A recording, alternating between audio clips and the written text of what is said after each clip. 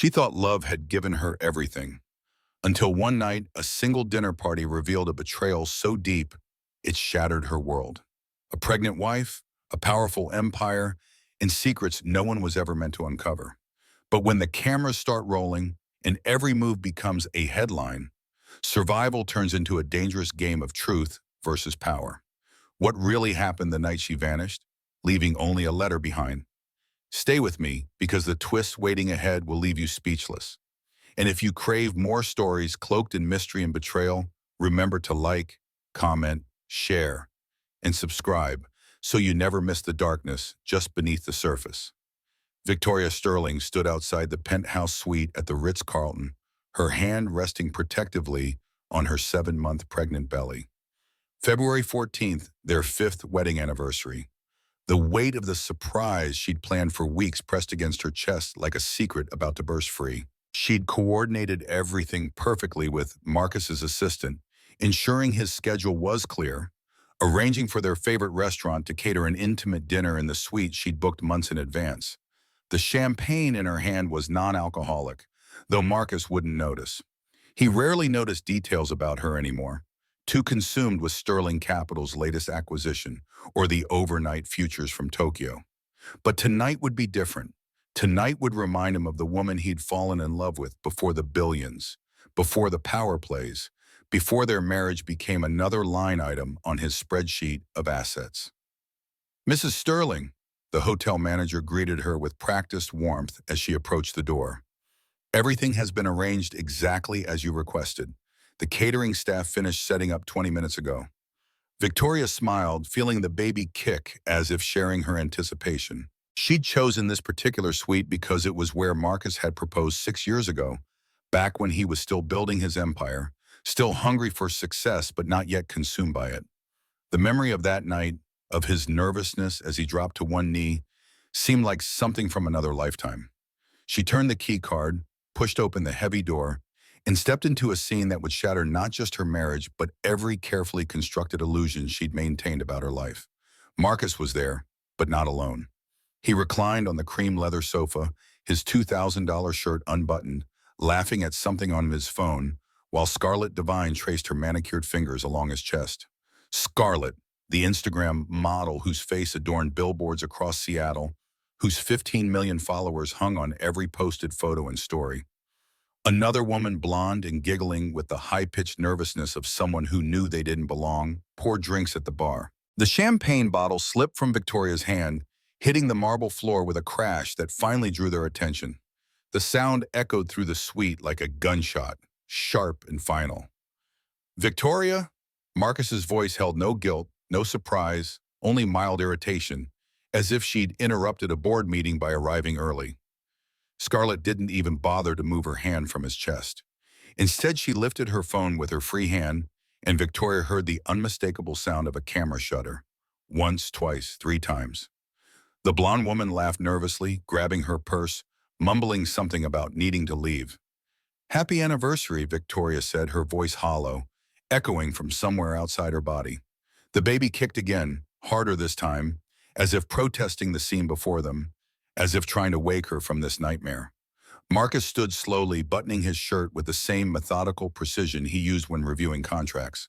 His gray eyes, the ones she'd once thought were storm clouds full of passion, now seemed like concrete, cold and unmovable. "You weren't supposed to be here," he said, as if that explained everything. Clearly, Victoria's hand went to her belly protectively, feeling the life in her that belonged to both of them, but suddenly felt only like hers. "How long? Does it matter?" He straightened his collar, checking his appearance in the mirror behind the bar, more concerned with his reflection than his wife's devastation. Scarlet rose gracefully, her red dress clinging to her model figure in ways that made Victoria suddenly aware of her swollen ankles, her pregnancy weight, the stretch marks hidden beneath her black dress. "We should go, Marcus. This is awkward." But she didn't lower her phone. Victoria could see herself reflected in the screen, looking pale and shattered, her hand on her pregnant belly, the very picture of a scorned wife. Content for millions of followers to dissect and mock. She could already imagine the hashtags, the memes, the think pieces about women who couldn't keep their men satisfied. I'll have Richard call you about the arrangements, Marcus said to Victoria, referring to his attorney as casually as if discussing a dinner reservation that needed to be canceled.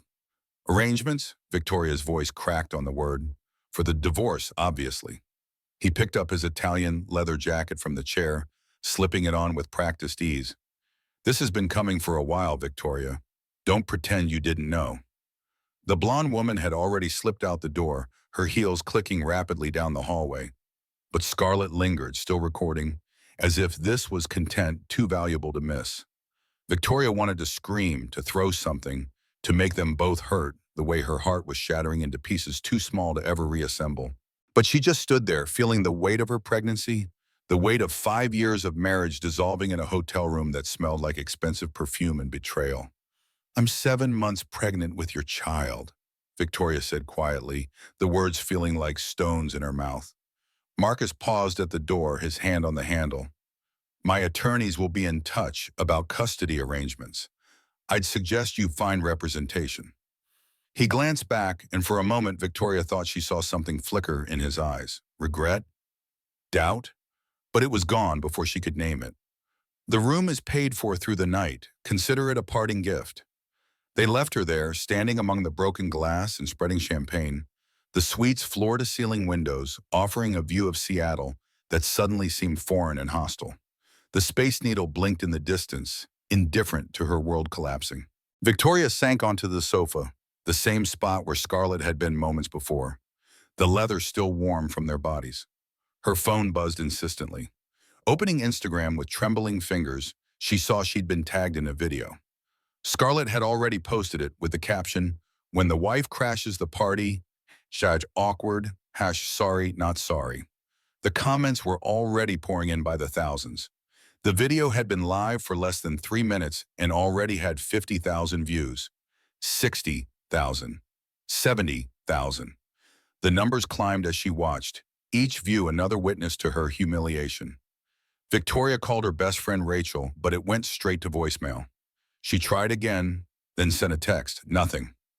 Her hands shook as she pulled up her banking app, needing to check if she had enough money for a hotel room for a few nights while she figured out what to do. Access denied. She tried again, certain she'd mistyped her password in her emotional state. Access denied. Investment accounts, access denied. Even her personal checking account, the one she'd had since college, showed a zero balance when she finally got through on the third attempt with her security questions. "That's impossible," she whispered to the empty suite. She had $50,000 in that account, her own money from before the marriage, from her work as a marketing consultant before Marcus had convinced her to quit to focus on starting their family. Her phone rang. Richard Brennan, Marcus's attorney. "Victoria?"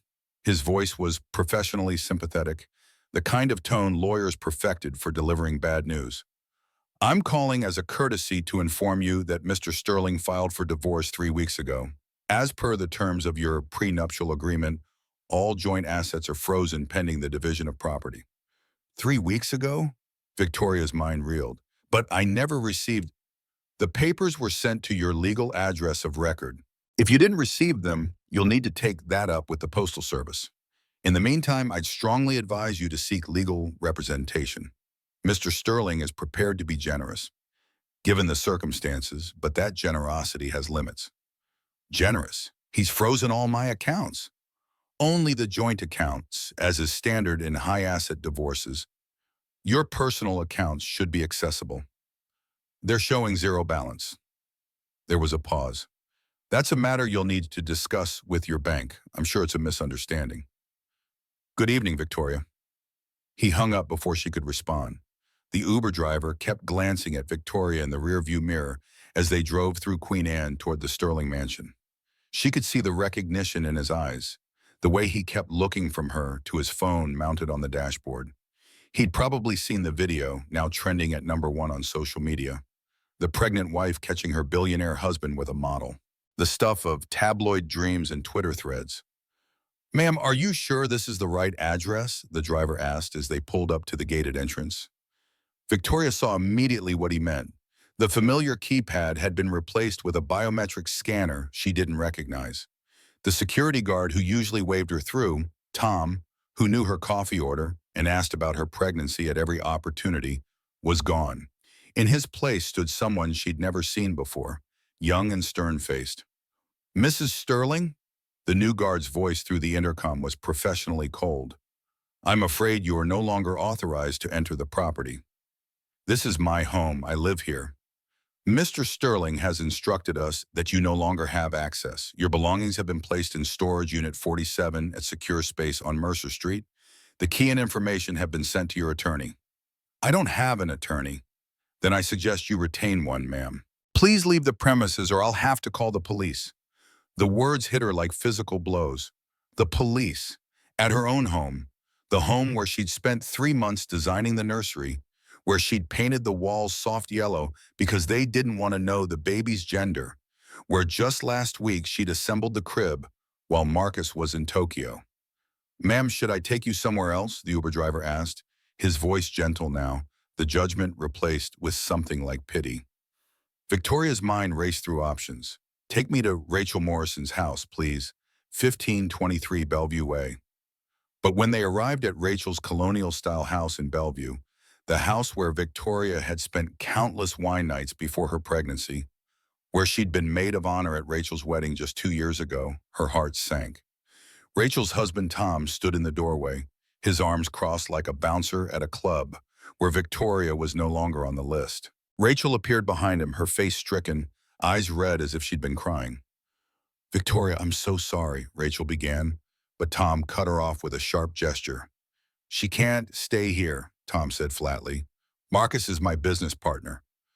We're in the middle of a merger worth $200 million. I can't afford to take sides." "Take sides?" Victoria stared at them in disbelief. "I'm not asking you to take sides. I'm asking for a place to sleep for one night." "Rachel, please, you are my best friend." "Were," Tom corrected coldly. "Past tense. Business is business, Victoria. You should understand that better than anyone. You married into it, after all." "Tom," Rachel protested weakly, but he grabbed her arm, pulling her back into the house. "Rachel, please," Victoria called out, but the door was already closing. She caught one last glimpse of Rachel's face, saw her mouth the words, "I'm sorry," before Tom shut the door with finality. Jackson Cruz lived in a modest apartment in Capitol Hill, a converted loft in an old building that had somehow escaped Seattle's relentless gentrification. When Victoria appeared at his door at nearly midnight, soaked from the Seattle rain that had started during her Uber ride, carrying nothing but her purse, he didn't ask questions. He simply opened the door wider and let her in. "Vic," he said softly, using the nickname only he had ever called her, a remnant from their time together at the University of Washington, before Marcus Sterling had appeared with his promises and his portfolios. "I saw the news." "It's all lies," Victoria said, then stopped, correcting herself. "No, that's not true. The affair is real. But everything else, everything Diana Sterling is saying on her network?" "I know." Jackson helped her out of her soaked coat, hanging it carefully by the door. He grabbed a towel from the bathroom, handing it to her for her hair. "Diana Sterling's reputation for character assassination is legendary. She's destroyed 3 senators and at least 2 federal judges who got in her family's way. Coffee or tea?" "Tea, please, decaf." Victoria touched her belly, feeling the baby move, a reminder that her decisions affected more than just herself now. "Jackson, he took everything. The house, the money, even my father's estate. I have nothing left." Jackson's jaw tightened as he put the kettle on. He'd aged well in the 5 years since she'd chosen Marcus over him, his dark hair now touched with silver at the temples, making him look distinguished rather than old. The FBI had been good to him, or perhaps it was the other way around. He'd thrown himself into his work after their breakup, rising through the ranks with a dedication that bordered on obsession. "How did he freeze your assets so quickly?" Jackson asked, his investigative instincts automatically kicking in. "Even with a good lawyer, that takes time. He filed for divorce 3 weeks ago, apparently. Got a judge to freeze everything pending evaluation. Richard Brennan says I should have received notice, but I never did. Marcus must have redirected our mail." "That's mail fraud," Jackson said immediately, turning from the stove. "Federal crime, interstate commerce, wire fraud if he did it electronically." "Good luck proving it," Marcus doesn't make moves without covering every base. You know that. Jackson did know. 5 years ago, when Victoria had told him she was choosing Marcus, he'd done what any FBI agent would do. He'd run a background check. Everything had come back clean. Too clean. Marcus Sterling was a ghost before age 25, then suddenly appeared with an MBA from Wharton and seed money from sources that were conveniently listed as private investors. "There's something you should know," Jackson said, setting a mug of chamomile tea in front of her. "We've been investigating Sterling Capital for months. Money laundering specifically for pharmaceutical cartels moving fentanyl precursors from China through Mexico." Victoria's eyes widened. "Marcus is involved with drug cartels?" "We think so, but we can't prove it.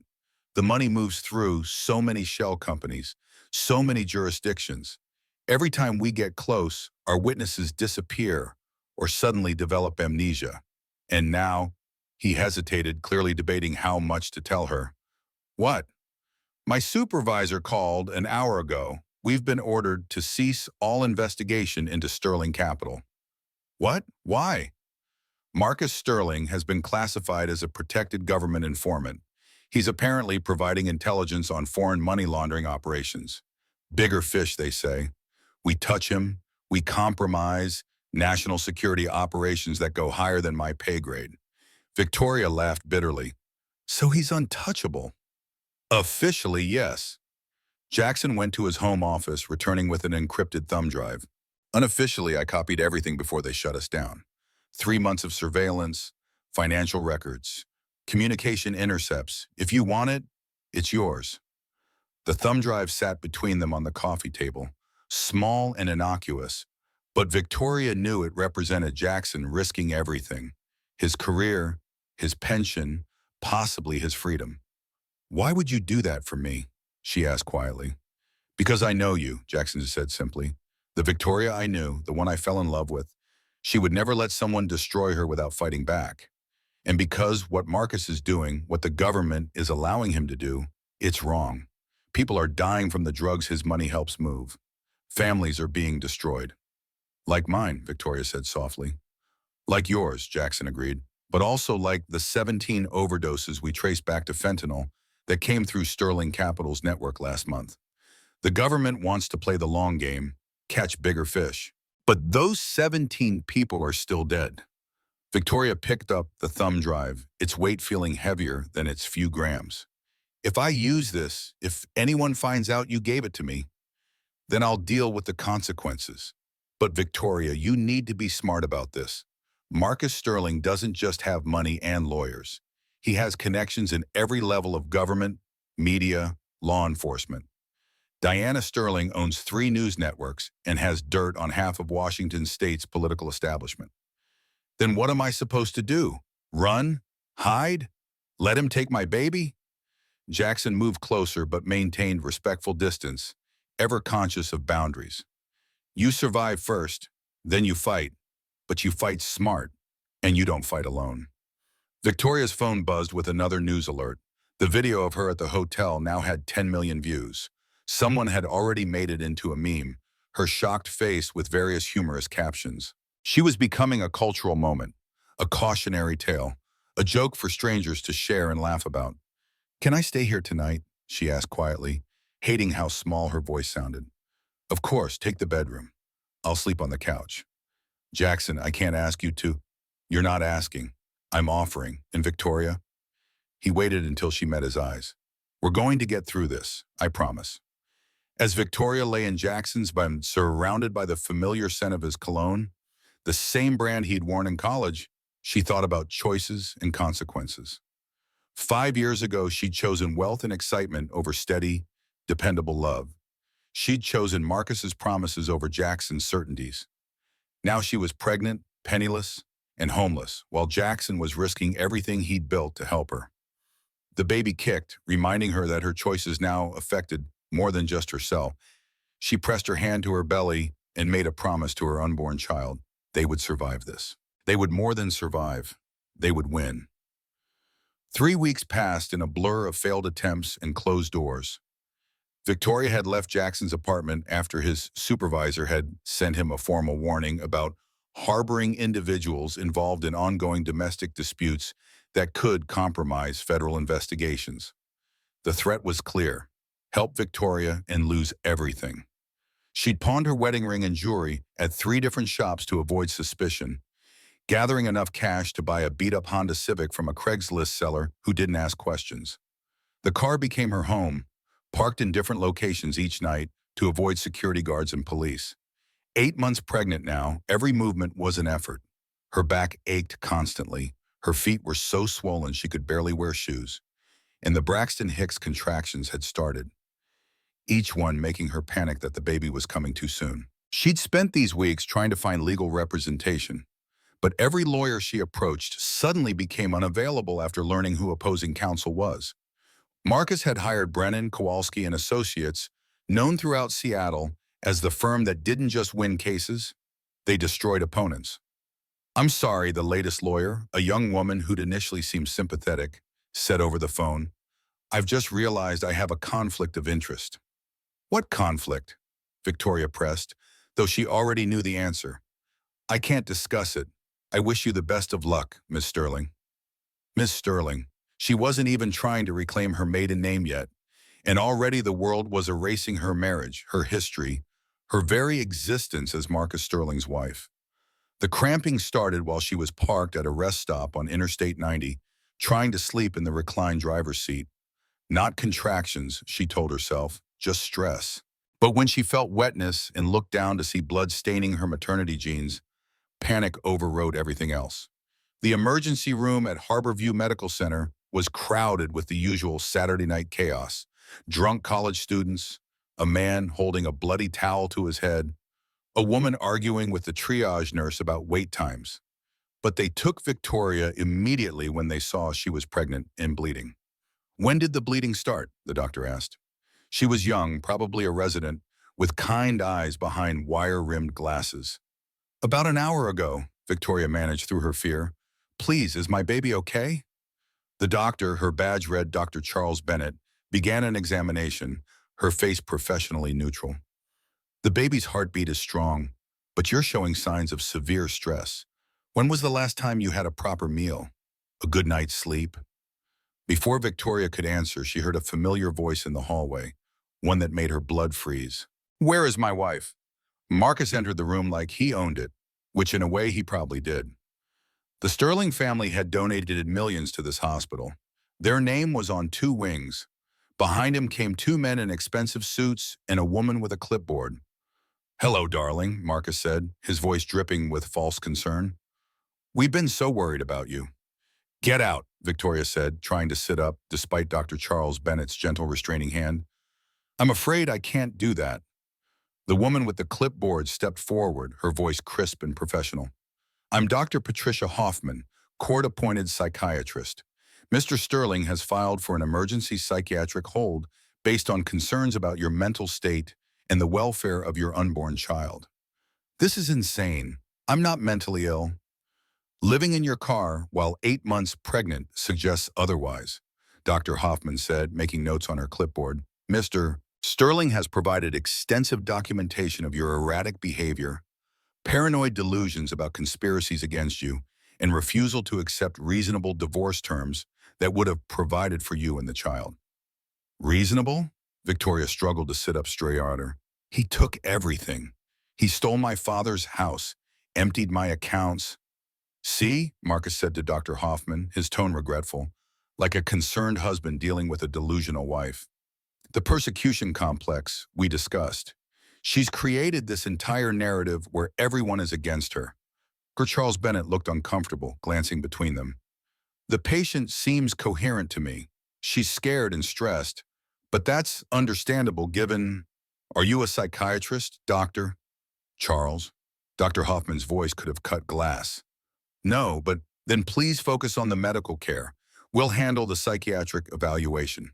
Dr. Hoffman turned back to Victoria. "Mrs. Sterling, we're trying to help you. Your husband has graciously offered to ensure you receive the best care at Cascade Behavioral Health Center." Victoria knew that name. It was a private psychiatric facility in the mountains, the kind of place where wealthy families send embarrassing relatives to disappear. Once she was there, Marcus would have complete control. He could declare her incompetent, take full custody of the baby, and she'd never see her child again. "I need to use the restroom," Victoria said suddenly. "Someone should accompany her," Dr. Hoffman said immediately. "I'll go," Dr. Charles Bennett said quickly. "Hospital policy for fall risks." In the bathroom, Dr. Charles Bennett grabbed Victoria's arm gently but urgently. "Listen to me. I know who you are. I saw the real video, not the edited version they're showing on Sterling News. My sister went through something similar with her ex-husband. Psychiatric hold to steal custody. Can they really do this? With the right judge, the right paperwork, the right donations to the hospital? They can do anything." Dr. Charles Bennett glanced at the door nervously. "There's a staff exit at the end of this hallway. Turn left, then right. It leads to the parking garage. My shift ends in 5 minutes.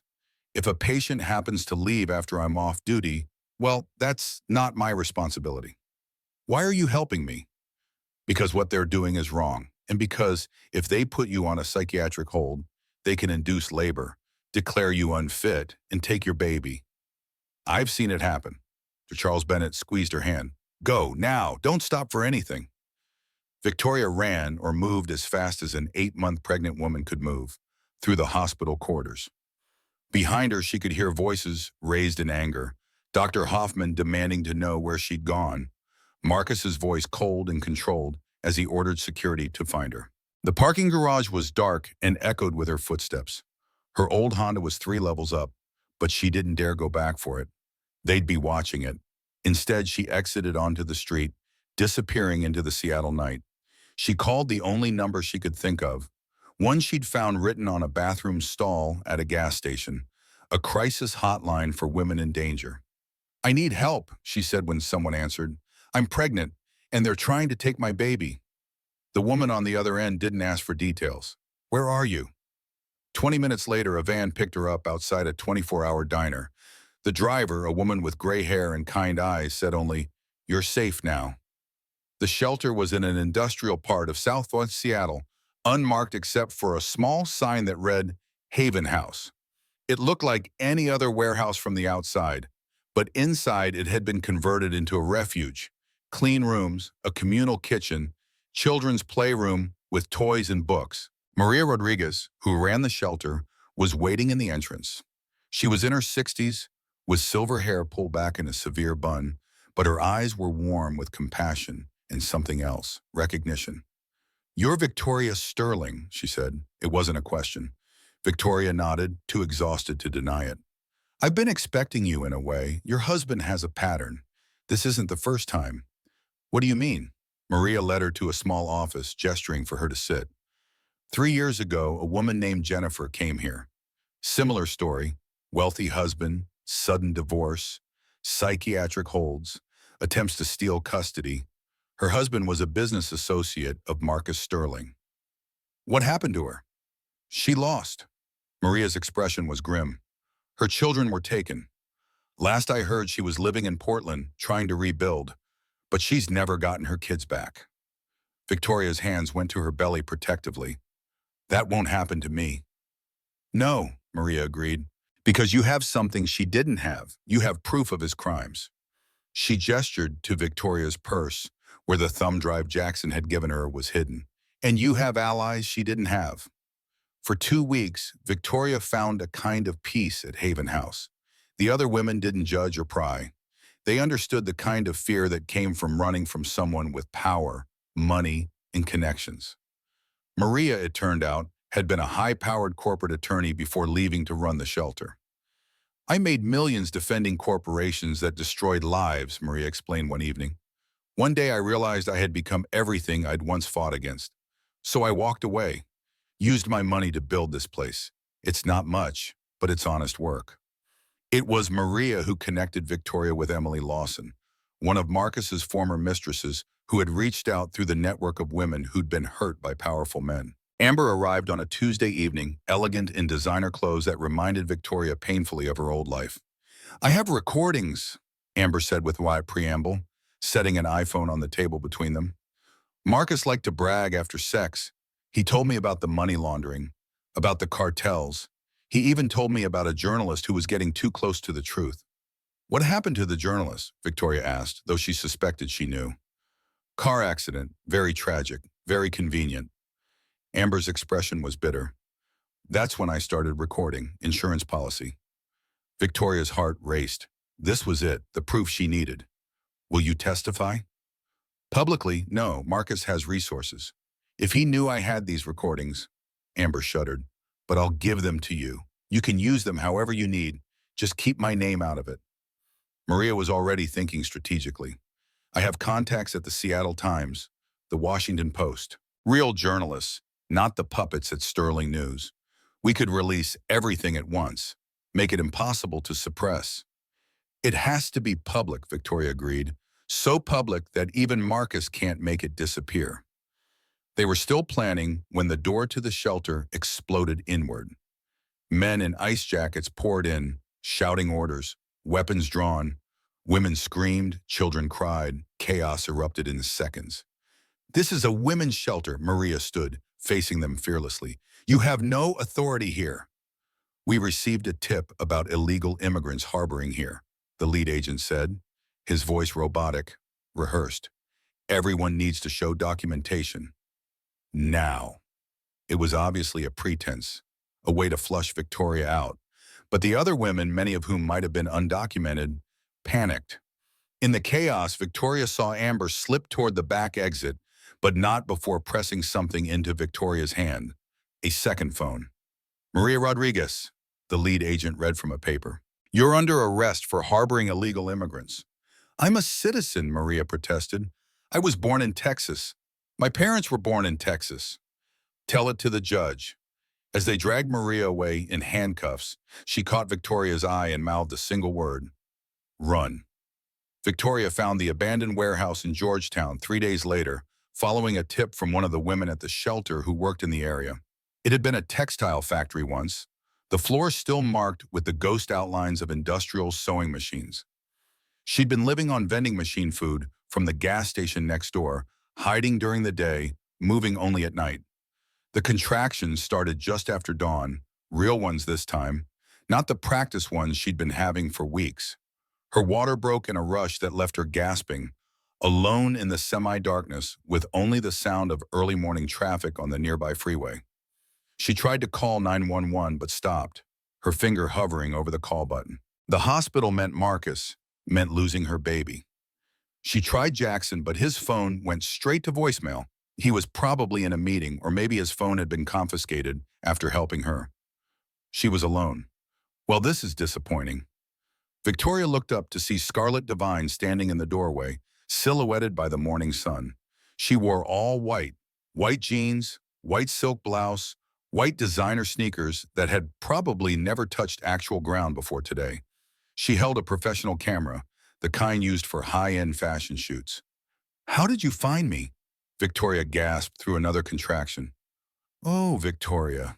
Scarlet stepped into the warehouse, her heels clicking on the concrete floor. Did you really think why Marcus wouldn't have you tracked? That phone Amber gave you? GPS enabled. She's been working for us all along. Another contraction hit, stronger this time, and Victoria doubled over, grabbing a rusted pipe for support.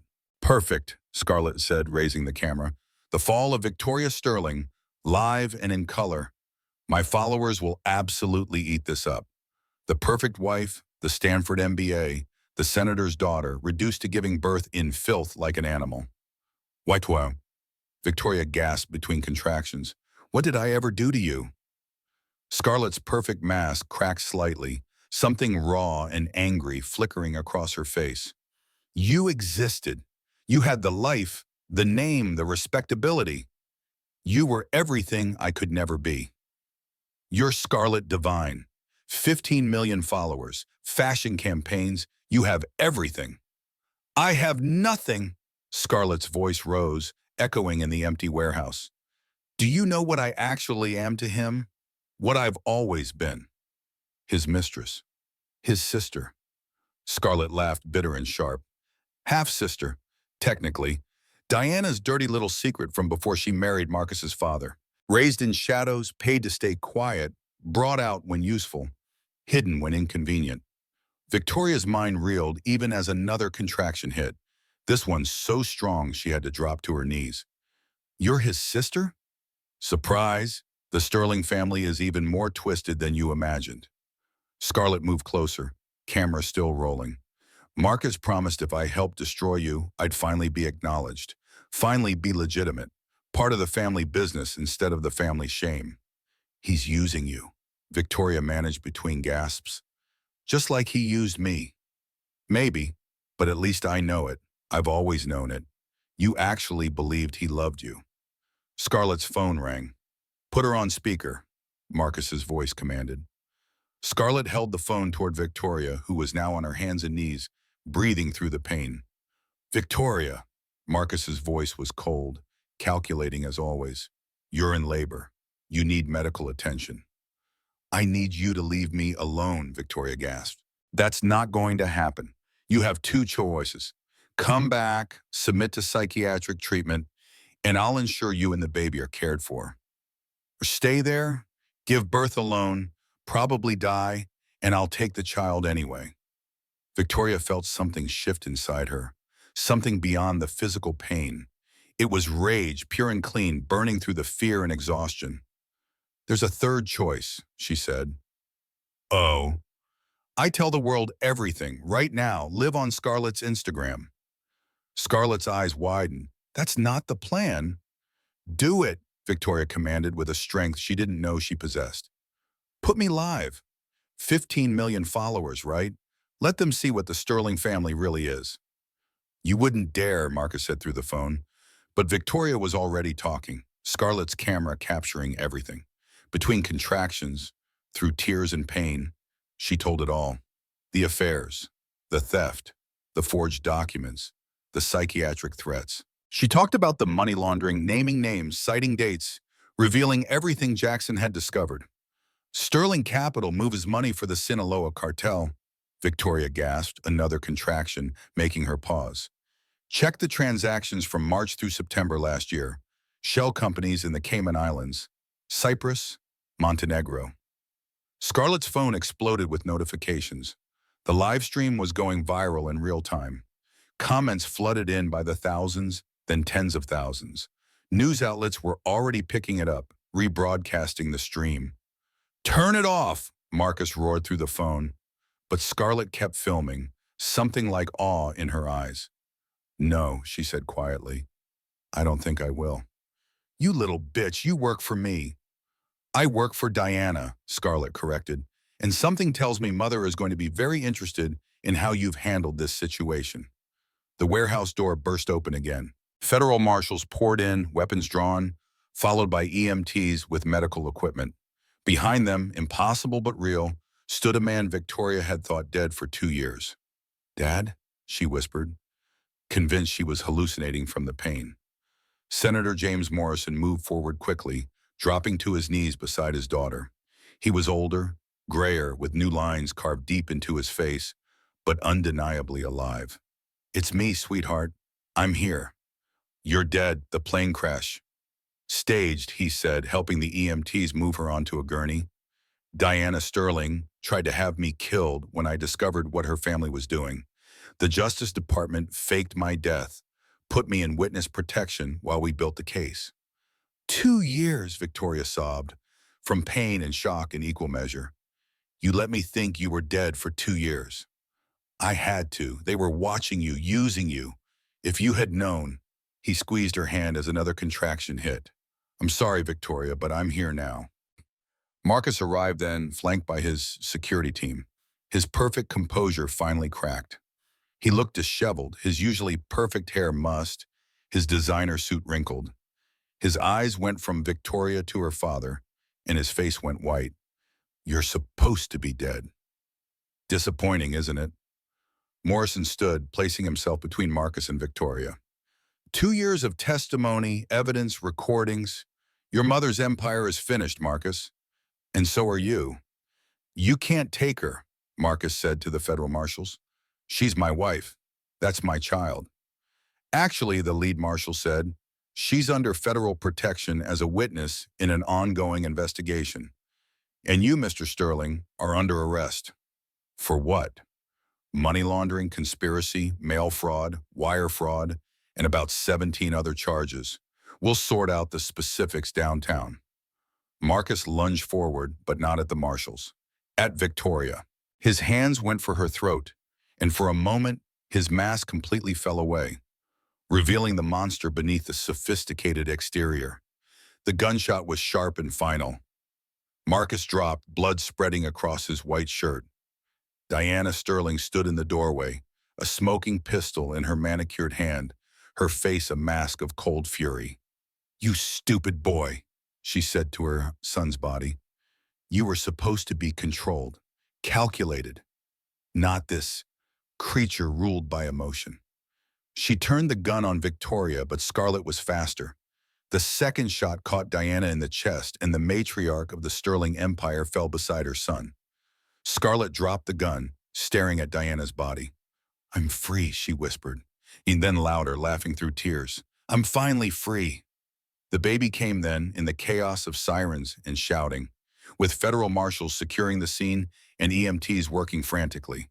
A girl healthy and screaming, born into violence but determined to live. "She's perfect," the EMT said, placing the baby on Victoria's chest. "Lily," Victoria whispered, the name coming unbidden.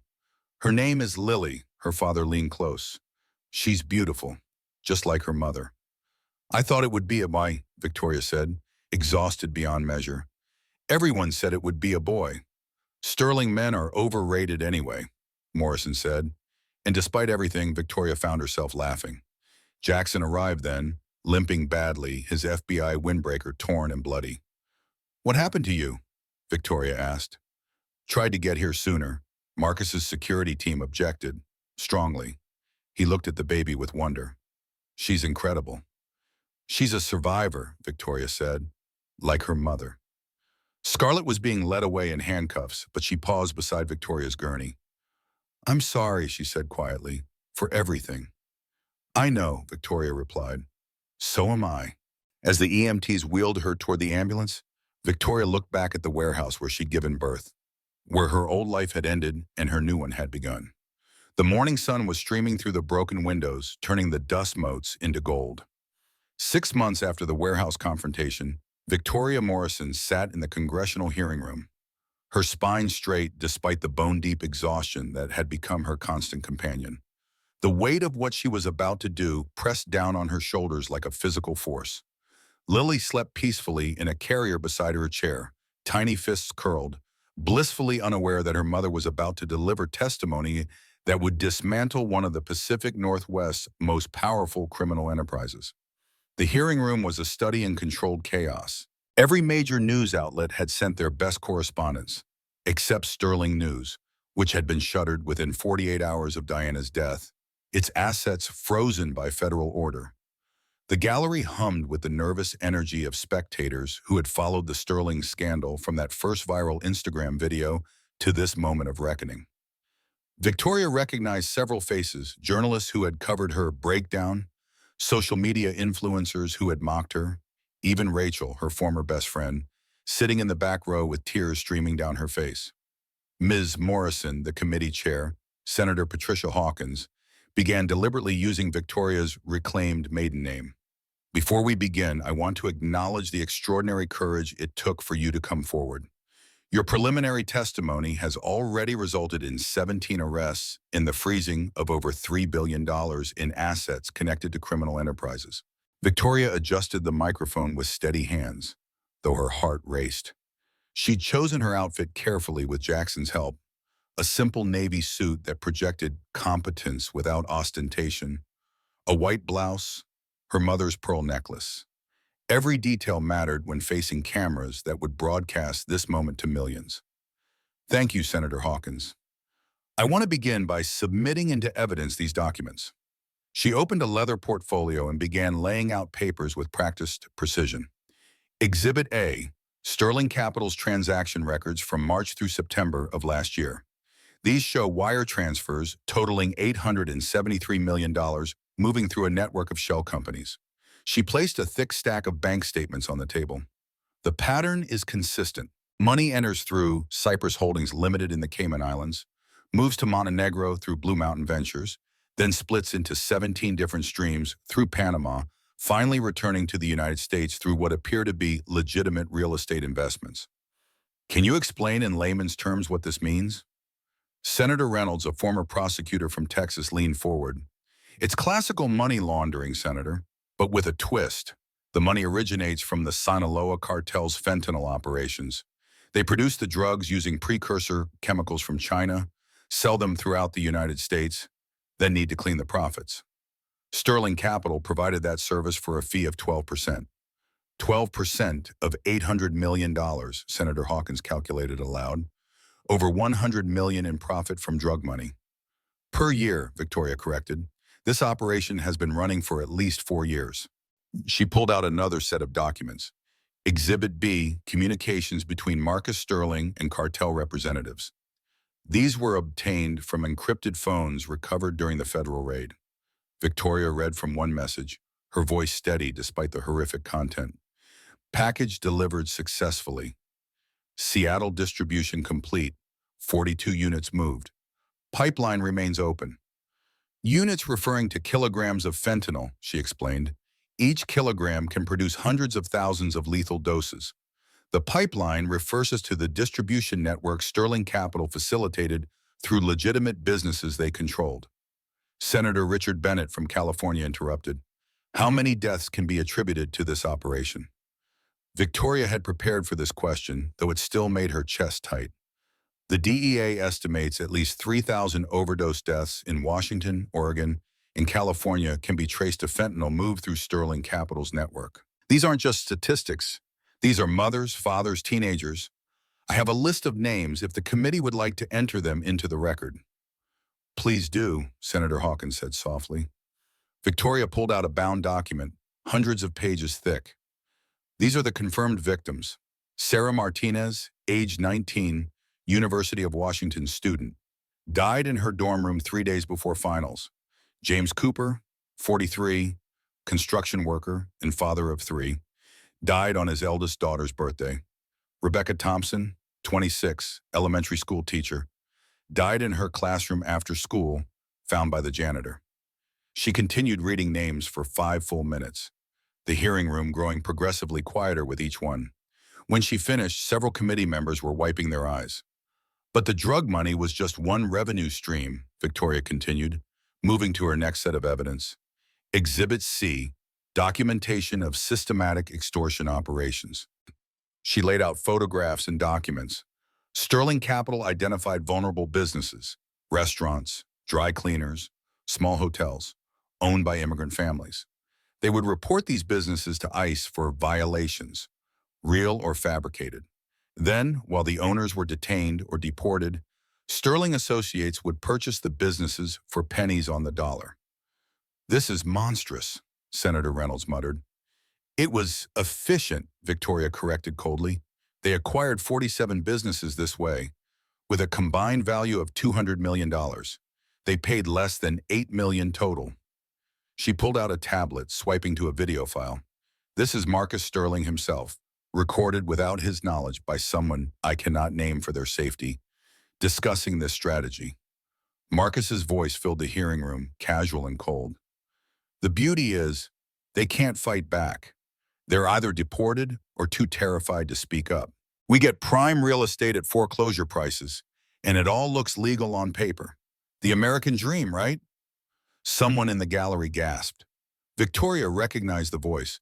Tom Morrison, Rachel's husband, Marcus's former business partner. He was white as a sheet. Moving to the media manipulation, Victoria continued, pulling out another stack of evidence. Exhibit D, Sterling News Network's coordinated disinformation campaigns. She displayed a chart showing the network's organizational structure. Diana Sterling didn't just own a news network. She operated a propaganda machine. When journalist David Miller began investigating Sterling Capital's money laundering, this is what happened. Victoria played another recording, Diana Sterling's cultured voice clear and commanding. Miller is becoming a problem. Run the usual playbook. Hack his devices. Find something embarrassing. If there's nothing to find, create something. I want him discredited within 72 hours. What happened to Mr. Miller? Senator Hawkins asked. though her expression suggested she already knew. Deepfake pornographic videos appeared online, appearing to show him in compromising situations with underage individuals. The videos were completely fabricated, but the damage was instant and irreversible. He lost his job, his reputation, his family. He committed suicide 6 weeks later. How many journalists were targeted this way? Victoria consulted her notes. That we can confirm? 12. 4 committed suicide. 3 left the country. The rest were effectively silenced. She pulled out a thick folder. Exhibit E, the psychiatric weaponization files. This was the hardest evidence for Victoria to present, her voice catching slightly as she began. When Marcus wanted to divorce me and take custody of our child, he didn't just hire lawyers. He implemented what they called the gaslight protocol. She showed documents to the committee. First, they froze my assets using fraudulent claims. Then they isolated me from support systems. Friends were threatened, family was bought off or intimidated. Once I was alone and desperate, they deployed psychiatric professionals who were on their payroll. Dr. Patricia Hoffman, Victoria pulled out a photograph. Licensed psychiatrist, paid $300,000 over 2 years by Sterling Capital through a shell company called Wellness Solutions, LLC. She provided psychiatric holds for 7 women whose husbands were connected to Sterling Capital. Victoria displayed case files. Jennifer Walsh, diagnosed with severe delusional disorder after she discovered her husband was embezzling. Lost custody of her 3 children. Amanda Bennett, diagnosed with paranoid personality disorder after finding evidence of her husband's affairs. Forcibly hospitalized for 6 weeks. Maria Gonzalez, diagnosed with borderline personality disorder after trying to divorce her abusive husband. Her testimony in the divorce was dismissed as unreliable due to her mental illness. Where are these women now? Senator Richard Bennett asked. Jennifer lives in Portland, still fighting for visitation rights to her children. Amanda returned to Taiwan, unable to cope with the trauma. Maria, Victoria's voice broke slightly. Maria took her own life last year. Senator Reynolds looked furious. Are you saying licensed medical professionals were deliberately misdiagnosing women for money? I'm saying they were part of a systematic operation to use psychiatry as a weapon. Here's Dr. Hoffman's own notes from my case. Victoria read, subject displays resistance to treatment recommendations. Recommend immediate involuntary hold for safety of unborn child. Sterling family prepared to provide appropriate care post-delivery. They were going to take your baby. They were going to induce labor, declare me unfit, and give my child to Marcus. It was all planned, all legal on paper, all monstrous in reality. Victoria moved to her next exhibit, a series of police reports. Exhibit F, Law Enforcement Corruption. Sterling Capital had 17 members of Seattle PD on payroll, including 2 lieutenants and a captain. They had 3 judges who consistently ruled in their favor. They had contacts in the FBI who warned them about investigations. She showed bank records. Captain Michael Torres received $40,000 monthly through his wife's consulting firm, which had no other clients and provided no actual services. Judge Patricia Whitman's son received a full scholarship to Stanford from a Sterling-funded foundation, despite having grades that wouldn't normally qualify for admission. The corruption was systemic, Victoria explained. It wasn't just bribes. It was job opportunities for relatives, college admissions for children, medical treatments for sick family members. They found what people needed most and used it to own them. Senator Hawkins called for a brief recess. Victoria stepped into the hallway where Jackson waited with a now-awake Lily, who was fussing for a bottle suamo. You're doing incredibly, he said, taking in her pale face and shaking hands. The evidence is overwhelming. It has to be, Victoria replied, taking Lily and feeling instantly calmer as her daughter nestled against her. Marcus might be dead, but his network isn't. They're watching this, calculating whether they can survive it. Her father appeared, having watched from the gallery. The Attorney General just announced a task force, 50 agents, unlimited resources. This is going to bring down the entire network. How many more people are involved? Victoria asked, though she suspected she didn't want to know the answer. Based on what you've presented, at least 300 individuals across Washington, Oregon, and California. This is bigger than anyone imagined. When the hearing resumed, Victoria presented her final and most damaging evidence. Exhibit G, the murder files. The hearing room went completely silent. Marcus Sterling personally ordered or facilitated 11 murders that we can document. She laid out photographs and documents with clinical precision. David Miller, the journalist, driven to suicide through deliberate psychological torture. Michael Rodriguez, a DA who was investigating Sterling Capital, died in a car accident after his brakes were tampered with. Sarah Williams, Marcus's former assistant who knew too much, overdosed on fentanyl despite having no history of drug use. She showed forensic reports, phone records, payment authorizations. Each death was carefully planned to look accidental or self-inflicted. Each victim was someone who threatened the Sterling Empire. Including your father? Senator Hawkins asked gently. Including my father. Victoria's voice was steady now. When Senator Morrison discovered the money laundering operation, Diana Sterling personally ordered his death. The plane crash that was supposed to kill him was caused by an explosive device. 3 innocent crew members died because Diana Sterling wanted my father silenced. She played one final recording, Diana's voice cold and matter-of-fact. Morrison knows too much. Make it look like mechanical failure. I don't care about collateral damage. This is why I'm here, Victoria said, looking directly at the committee. Not just for justice for myself or my daughter, but for David Miller's children who will never see their father again. For Maria Gonzalez's parents who buried their daughter. For the 3,000 families destroyed by Sterling drugs. For everyone who was silenced, disappeared, or destroyed because they stood in the way of profit. Senator Hawkins nodded slowly. Mr. Morrison, your evidence has provided enough material for potentially hundreds of prosecutions. Is there anything else you'd like to add to the official record? Victoria thought about everything she'd endured. The homelessness, the fear, giving birth in a warehouse while Scarlet filmed her humiliation. She thought about Maya, the little girl born from systematic abuse, now sleeping safely in a room Victoria had painted lavender. She thought about all the women still trapped in similar situations, afraid to speak up, afraid they wouldn't be believed. Yes, Senator, I want to say that what happened to me wasn't unique. Right now, across this country, women are being silenced through the same tactics. Their accounts are being frozen through fraudulent means. They're being diagnosed with mental illnesses they don't have. Their children are being stolen through corrupt custody battles. The Sterling Empire was just one tentacle of a much larger monster.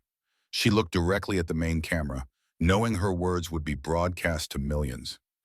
If you're watching this and you're trapped in a similar situation, you are not crazy. You're not alone. Document everything. Find allies. And know that the truth, properly presented, properly protected, can bring down even the most powerful abusers. Thank you, Ms. Morrison, Senator Hawkins said formally. This committee moves to recommend immediate criminal prosecution of all individuals identified in this testimony, immediate reform of psychiatric hold procedures, and a comprehensive investigation into similar operations nationwide. The vote was unanimous. As Victoria left the hearing room, holding Lily close, she was surrounded by reporters. But she noticed the other people more. Women who caught her eye and nodded, men who looked ashamed, investigators taking notes. Each one represented another story, another potential case, another life that might be saved because she had chosen to speak. Jackson appeared beside her, creating a protective barrier against the crowd. Ready to go home? Almost, Victoria said. She turned to face the main camera crew. Truth Forward Media launches next month. We'll be investigating cases like mine, giving voice to the silenced. If you need help, reach out. She gave the website address, then walked away, her daughter in her arms, her truth delivered. Her war against the Sterling Empire won, but her larger battle against all such empires just beginning. The evidence she'd presented would result in 317 arrests over the next year. 43 businesses would be returned to their rightful owners. 12 women would regain custody of their children. And Sterling Capital's victims would share $900 million in restitution. But for Victoria, walking out of that building into the bright Washington sunshine, the only victory that mattered was the weight of her daughter in her arms and the knowledge that Lily would grow up in a world with one less monster in it. The letter from Scarlet arrived at Victoria's new house in Tacoma 3 months after the congressional hearings. Victoria had chosen Tacoma deliberately, close enough to Seattle for the legal proceedings that still demanded her attention, far enough to feel like a fresh start. She read it while Lily napped, sitting in the nursery she'd painted sage green, a color that felt hopeful without being naive. Victoria, the letter began in Scarlett's distinctive handwriting, I don't expect forgiveness. I don't even expect understanding. But I need you to know the truth about something.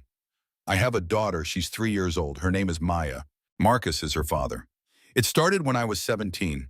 Diana brought me to Marcus, told him I was his half-sister, told him to teach me the family business. The teaching went beyond business. Diana knew. She arranged it. She said it would bind us all closer, make me truly part of the family. Maya has been with nannies since birth, hidden like I was. I've seen her only in photographs. Diana said she would be raised as a Sterling, but only if I proved my loyalty. I'm writing because I know I'm going to prison for a long time. Maya needs a real mother. Someone who understands what it means to survive the Sterling family. Someone who can give her the love I never could. The lawyers will contact you about guardianship. Please don't let her disappear into the system. She's innocent in all of this. Scarlet Victoria set the letter down with shaking hands. Another child, another victim, another life destroyed by the Sterling legacy of abuse. Jackson found her crying in the nursery an hour later. He'd been coming by daily, helping with Lily, rebuilding their friendship with careful patience. His leg had healed, though he still walked with a slight limp from the shooting during the federal raid. What's wrong? He asked, immediately concerned. She handed him the letter, watched his face change as he read, saw the disgust and pity war in his expression. Marcus's daughter with his own sister? Half-sister. But yes. Victoria picked up Lily, needing to hold her own daughter. She wants me to take her. That's a lot to ask. Is it? Victoria looked at him. That little girl didn't choose her parents. She didn't choose to be born from abuse. She's 3 years old, Jackson. What happens to her if I say no? Foster care. Maybe adoption eventually. Or maybe she disappears into the system. Maybe she grows up never knowing why she was abandoned. Maybe she becomes another casualty of the Sterling family. Jackson studied her face. You're going to do it, aren't you? How can I not? I have the money from the settlement. I have the space. Most importantly, I understand what she's survived, even if she doesn't know it yet. The legal process took 2 months. Scarlet pled guilty to manslaughter, accepting 15 years with possibility of parole in 7. During the sentencing, she looked at Victoria once, mouthed "thank you," then faced her fate with the same composure she'd once used for fashion shoots. Maya arrived on a Tuesday, brought by a social worker who seemed relieved to be placing the child with family, even unconventional family. She was small for 3, with Marcus's gray eyes but Scarlet's delicate features. She clutched a worn stuffed rabbit and said nothing for the first hour, just watched everything with those 2 knowing eyes. Hi, Maya, Victoria said gently, kneeling to her level. I'm Victoria. This is Lily. Would you like to see your room? Maya nodded silently and followed Victoria to the room she'd prepared, formerly her home office, now painted soft lavender with a toddler bed and toys carefully selected for a child who had lived her entire life with paid caregivers. That night, Victoria heard crying from Maya's room. She found the little girl sitting up in bed, clutching her rabbit. Where's Mommy? Maya asked, the first words she'd spoken. Victoria sat on the bed, choosing honesty diluted with kindness. Your mommy had to go away for a while, but she asked me to take care of you. Is that okay? Maya studied her with those serious gray eyes. Are you nice? I try to be. The nanny said you're Lily's mommy. That's right. Can you be my mommy too? Victoria's heart broke. If you'd like me to be. Maya crawled into her lap and Victoria held her while she cried, this little girl who was both victim and reminder of the Sterling family's evil. 2 years later, the conference room at Truth Forward Media was filled with natural light from floor-to-ceiling windows overlooking Elliott Bay. Victoria stood at the head of the polished table, addressing her team of 12 investigative journalists, all women who had survived their own versions of institutional betrayal. The Brennan Industries story goes live tomorrow, she announced. Legal has cleared it. We have 3 senators ready to call for hearings based on our findings. Truth Forward Media had started as Victoria's attempt to ensure no woman suffered in silence, as she almost had. Using part of the $280 million settlement from the Sterling estate, she'd built a media company focused on investigative journalism that exposed corruption, particularly when it targeted vulnerable women and children. In 2 years, they'd exposed 7 cases similar to hers, wealthy men using the system to silence and rob their wives. 3 judges had been removed from the bench. Dozens of women had been reunited with children they'd lost to corrupt custody battles. Her assistant knocked and entered. "Ms. Morrison, your 2 o'clock is here." Victoria smiled. "Send her in." Maria Rodriguez entered, fully vindicated and now serving as Truth Forward's legal advisor. Her 3 days in ICE detention had become a civil rights case that resulted in significant reforms and a substantial settlement she donated entirely to Haven House. "The Washington Post wants to do a feature on us," Maria said. "Above the Fold, Sunday edition. Let me guess, from scandal to success story?" "Something like that. They're fascinated by how you turned personal tragedy into systemic change." Victoria looked out at the Seattle skyline. The city looked different now than it had 3 years ago, when she'd stood in that hotel suite watching her life crumble. Now she saw it as territory to be protected, full of stories that needed telling, truths that needed exposing. "Did you see the latest numbers?" Maria asked. 13 million unique visitors last month. We're officially larger than what Sterling News was at its peak. "It's not about size," Victoria replied. "It's about impact." That evening, Victoria arrived home to controlled chaos. Lily, now 2.5, was painting at the kitchen table, more paint on her face than the paper. Maya, 5 and finally starting to laugh regularly, was building a block tower that threatened to topple. Jackson was attempting to cook dinner, his tie thrown over his shoulder to avoid splatters. He'd officially moved in 6 months ago, after a year of careful dating, rebuilding trust alongside love. "How was the testimony?" Victoria asked. He'd been in court, testifying in the last of the Sterling-related trials. "Clean sweep, all 12 defendants guilty. The prosecutor says it's the largest corruption conviction in state history." "Good." She kissed him, then went to admire Lily's painting and Maya's architecture. Later, after the girls were asleep, Victoria stood in her home office looking at the wall of articles about Truth Forward Media. The Pulitzer Prize for Investigative Journalism sat on a shelf, awarded for the Sterling investigation. Next to it was a photo from the Congressional hearing and a framed letter from a woman in Texas whose children had been returned after Truth Forward exposed judicial corruption in her custody case. But the item she treasured most was simple, a crayon drawing from Maya that said, "My family," with stick figures representing all of them, even Jackson with his cane.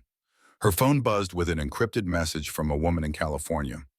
Another wife vanished after discovering her billionaire husband's affairs. Another fortune stolen through legal manipulation. Another child at risk. Victoria typed back, "We'll help, send everything you have." Because that's what Truth Forward did. They found the vanished women, exposed the corrupt systems, and proved that truth, properly wielded, was the most powerful weapon against abuse. Jackson appeared in the doorway. "New case?" "New case, tech billionaire in Silicon Valley. Wife disappeared a week ago after finding him with his assistant. He's already claiming she's mentally unstable." Same playbook. "They always use the same playbook. That's why we'll win." He wrapped his arms around her from behind. "Do you ever regret it? Not taking the easy path?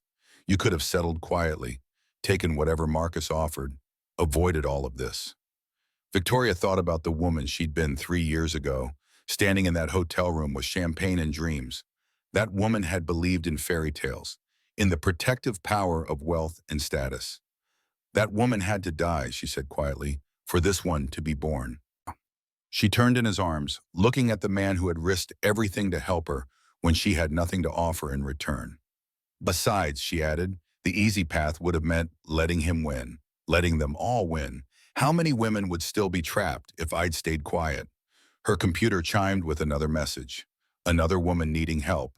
Another story that demanded telling. "Go," Jackson said, understanding. I'll handle bedtime. Victoria sat at her desk, opened her laptop, and began typing. Thank you for reaching out to Truth Forward Media. Your story matters. You are not alone.